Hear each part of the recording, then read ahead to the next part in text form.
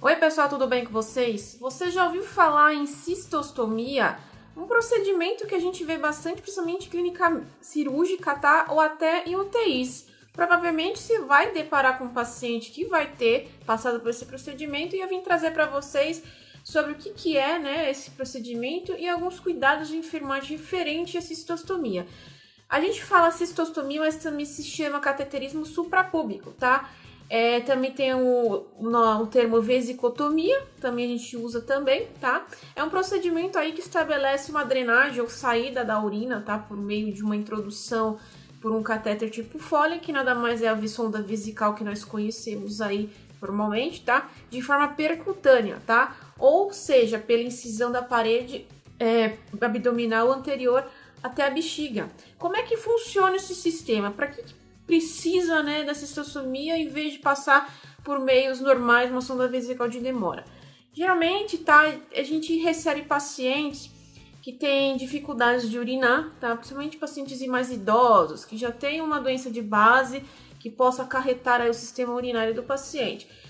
Como é que funciona? Geralmente a gente estabelece, né, uma passagem de sonda vesical, o médico prescreve, né, uma sonda vesical, e um caso que a gente não descobriu ainda, tá? Quando a gente fala que um paciente não tem ainda uma situação que a gente não sabe que existe, né, uma obstrução, um método que não consiga passar pela via normal. É geralmente feita a passagem de sonda pelo enfermeiro, por exemplo. Quando o enfermeiro ele vai passar a sonda, ele vê uma dificuldade na introdução do canal da bexiga, da urina, da uretra do paciente. Feita após a tentativa, foi comunicado, né, ao plantonista, ao médico, tá? Isso na unidade de terapia intensiva, por exemplo.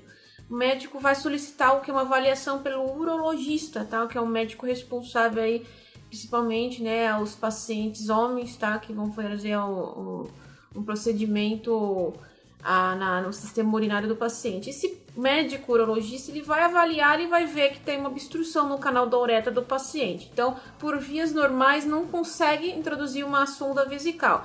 Então, esse médico urologista, que geralmente é ele que faz esse procedimento de cistostomia, vai iniciar um procedimento no paciente, geralmente na UTI que eu falando, tá?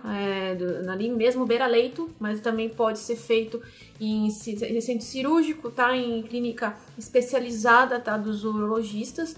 Ele vai realizar um procedimento aí da cistostomia utilizando materiais próprios, tá? Para poder chegar até a bexiga. Então, ele vai abrir um caminho, no caso, a mais, tá? Para um paciente que não utilize lá o órgão genital dele, tá?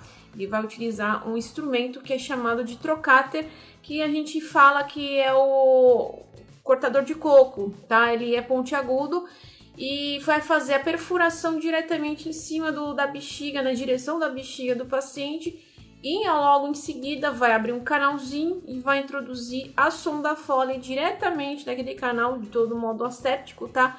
E vai ali suturar em volta da sonda, colocando a sonda insuflada, tá? Já um balonete insuflado, e colocando a bolsa, que é o urokit, aí vai começar a fazer a drenagem da urina. Para vocês entenderem na minha ilustração o que é a cistostomia que eu acabei de falar. Temos aí a bexiga do paciente, tá? A bexiga aqui selecionada com a urina cheia ali dentro. O médico ele vai fazer ali a passagem do local de inserção do cateter de Foley, ele vai abrir um furinho em cima, literalmente, da bexiga, tá? Onde vai introduzir a sonda Foley, que é a sonda vesical, e o coletor de urina que existe para homens, coletor de urina de perna, que é colocado amarrado em volta da perna, o paciente pode deambular, tá? Isso fora do âmbito hospitalar, quando o paciente ele já teve alta e ele pode ainda precisar da cistostomia, ele pode utilizar a sonda vesical com a bolsa acoplada na perna. Então, é muito comum a gente ver pacientes aí de próstata, tá? Se é de próstata, que é feito esse tipo de procedimento. Já aí na ilustração falando sobre anestesia, tá? Que é feita anestesia local, né, durante o procedimento com auxílio de sedação anestésica, geralmente uma xilocaína aí sem vasoconstrição. é feito uma pequena incisão através, né, da bexiga, do qual é inserido o trocáter, que eu falei que é um instrumento que parece com um furador de coco. Ele é pontiagudo, é desse formato aqui, bem pontiagudo, onde ele vai fazer a força, a pressão até a bexiga, tá? A gente até vê no momento do procedimento, quando ele faz essa pressão, praticamente cria-se uma pressão forte, que tem que estar até toda uma paramentação, tá? Porque a urina, ela, literalmente, ela jorra desse canalzinho aí, onde ele rapidamente introduz uma sonda dentro desse orifício, tá? Aí ele faz toda a suturação, como eu falei, ele vai prender bem a sonda para não poder sair, porque essa sonda, uma vez que é inserida pelo médico, somente ele retira, somente ele faz a manutenção, tá? E assim insufla o balonete lá dentro da bexiga e aí colocando a bolsa, que é o urokit, para fazer a drenagem. É muito comum a gente ver em UTI, principalmente pacientes, como eu falei, de hernia de próstata ou outros tipos de problemas, mas também tem pacientes fora, né, do âmbito hospitalar que faz tratamento de urologista, aí acionou a causa, verificou se tem uma causa de obstrução, ele não consegue urinar por conta própria em casa, então ele vai fazer uma avaliação com o médico. Mas quais que são as causas aí para impossibilitar a sonda, né, por meios normais de um paciente, falando em âmbito hospitalar? Primeiramente, a estenose de uretra é uma das causas bastante comuns que a gente vê por algum motivo, há uma obstrução lá no canal da uretra. Trauma de bacia com lesão grave de uretra, geralmente pacientes com politraumáticos, que teve acidentes, quedas, ocasionou uma complicação na região ali do sistema urinário, tá? Fazendo que também dificulte, tá? Porque ele demacia, causa sangramento, então é mais difícil por meios normais fazer a introdução da sonda. Também por cálculo impactado dentro da uretra, quando não é possível resolver, né, o problema de remoção de cálculo, né, de imediato.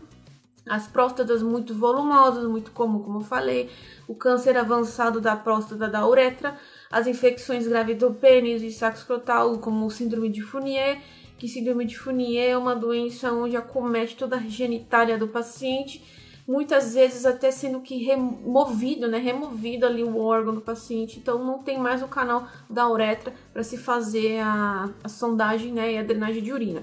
Então, para evitar as infecções da pele ao redor da sonda, né, onde é introduzido, e entre as infecções urinárias também, que é bastante comum, infelizmente, a cistossomia ela deve permanecer no mínimo de tempo possível, tá? Nos casos que é possível de tratar, né, de forma rápida, sendo que a doença provocou alguma situação como essa. Infelizmente, aqui no Brasil, tá, mesmo os casos mais simples e tratáveis, como as estenoses de uretra, o aumento da próstata, tá? Os pacientes do SUS, eles permanecem por um longo período aí até conseguirem fazer uma cirurgia para que esses problemas aí permitidos, né, sejam permitidas a retirada da cistossomia. Infelizmente, ainda, né, a fila é grande, né? Então acaba o paciente ficando um pouco mais de tempo que o normal, que necessário, e ele por muitas vezes não tem o cuidado como a gente tem, né?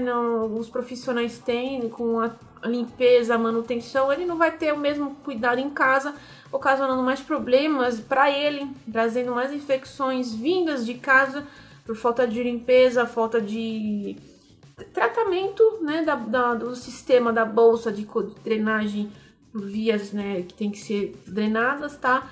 E infelizmente realmente isso acontece. Os cuidados de enfermagem que geralmente a gente faz com os pacientes em cistossomia são parecidos com pacientes que têm a sondagem vesical de demora. Primeiramente, né, debitar o conteúdo de urina drenado. Se o paciente está em âmbito de UTI, a cada 6 horas é debitado o volume total, né? Se o paciente faz uso de diurético, atentar também pela quantidade de urina, porque geralmente urina muito além do normal, então a gente também tem que tirar antes, para evitar que fique muito cheia a bolsa, estoure a bolsa, ou retorne essa urina de volta para a bexiga, né, causando infecções. Durante o banho, a troca de curativo é feita uma vez ao dia, ou quando há descolamento, ou quando há sujidade. Então, os cuidados são bem parecidos com a sonda de Foley, né, a sonda de vesical de demora. A cistossomia, se há algum problema, quem que tem que trocar a sonda? O enfermeiro pode trocar, é permitido a retirada? Pelo que a gente tem, pelo que eu sei, né, de experiência minha, tá? Eu já também há literaturas que falam sobre isso, que somente o médico, o responsável pelo paciente, que é o urologista responsável, que vai fazer a troca, a manutenção, porque é feita uma sutura, é um procedimento cirúrgico mais complexo, então somente ele é acionado e ele que faz a troca, a gente deixa um material preparado para ele futuramente aí fazer a troca se necessário. Caso a ruptura da sonda, extravasamento, né, ao local ao redor do orifício, a gente tem que comunicar esse médico para que ele venha o mais rápido possível para fazer a manutenção e o cuidado também com a sonda do paciente da cistostomia em si.